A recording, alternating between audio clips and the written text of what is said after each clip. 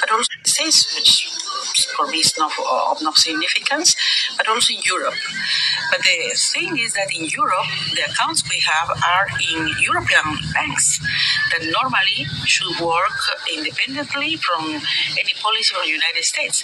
So at the beginning, I was called from the bank, I wouldn't say the name now, to announce me that they were canceling my credit card and that I couldn't move any bank account in dollars. I couldn't touch it because they are like a kind of freeze. And then we discovered that I couldn't ask even an Uber meal or an Uber taxi.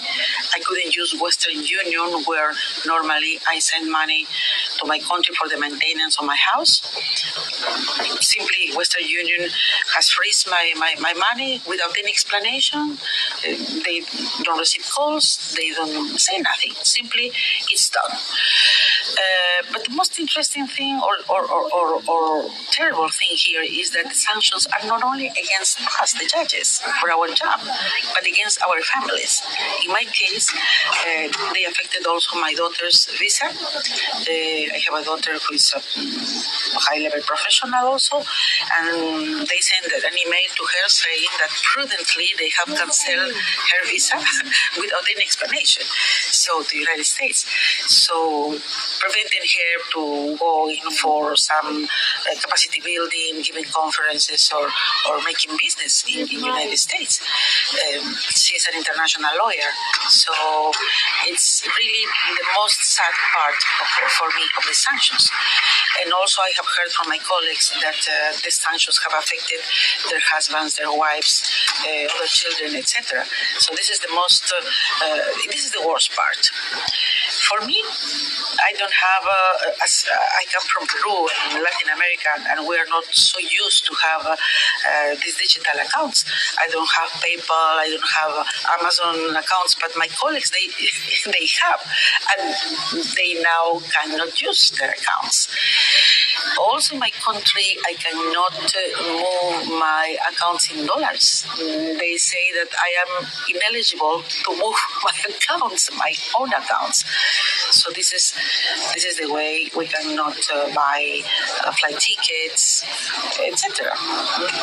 Just to highlight that why the judges now and this court is not deterred, because at least in my case, and I think that I am speaking for my colleagues, we don't think, at least me, I am not here because I need a job. I'm not here because I need the money.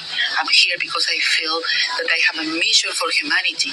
The work of the International Criminal Court is for humanity, as Nelson Mandela said. The cause of the International Criminal Court is the cause of humanity.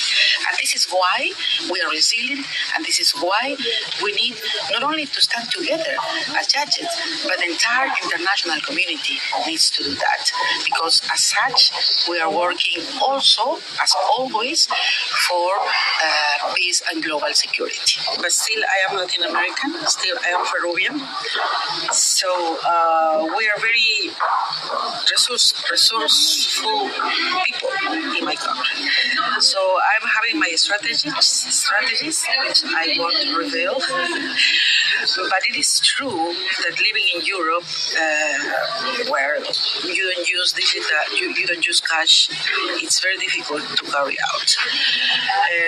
But none of this have deterred us as judges, because those sanctions are designated to attack our independence as judges, and we are not giving up our independence. As judges, we are more united than ever, and we are carrying out our daily functions with the best of our abilities.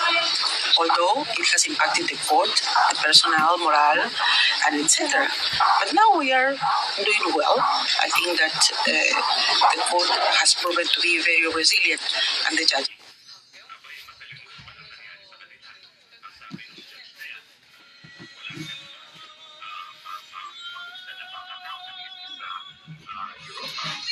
As well. Well, I would would say that at the beginning it was very difficult, but we gathered with the judges, the affected judges, we gathered with the Dutch authorities, from the Ministry of Foreign Affairs, also from the Economic Affairs. So we asked them to support us in a very practical manner. I remember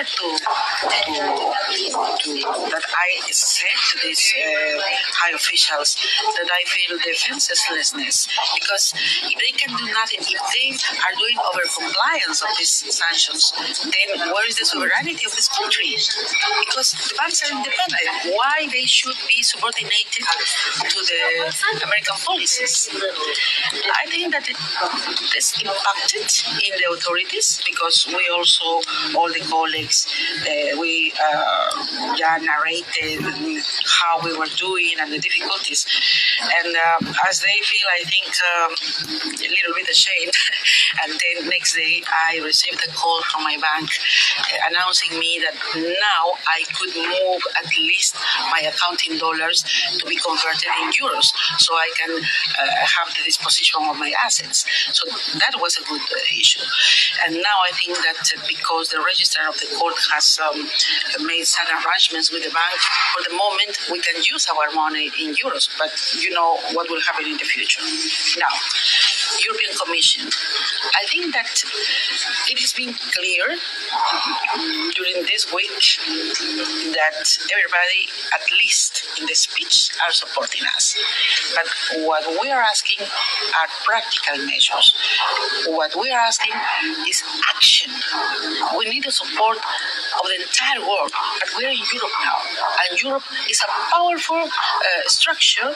The European Union is a powerful structure. They should react as such. They cannot be subordinated to the American policies. I think that they should do something else than only say that they show solidarity with us, because solidarity is not only a word. It should be enacted, as you said, with practical measures, legislative measures and others, to support the court, not only to support the judges, but to support the system of Rome. Because with these sanctions, which is affected, it's not only the judges. We are just individuals. We are just persons. Probably we will be gone in the next years. But they want to affect the system of Rome, the system of the court, where we deliver justice for the victims, the most defenselessness and vulnerable victims who nobody listens. So they are the affected ones with this. And I think that this is the reason, because not only the European Union, not only Europe, but the entire world should support this, even the people of the United States and North America.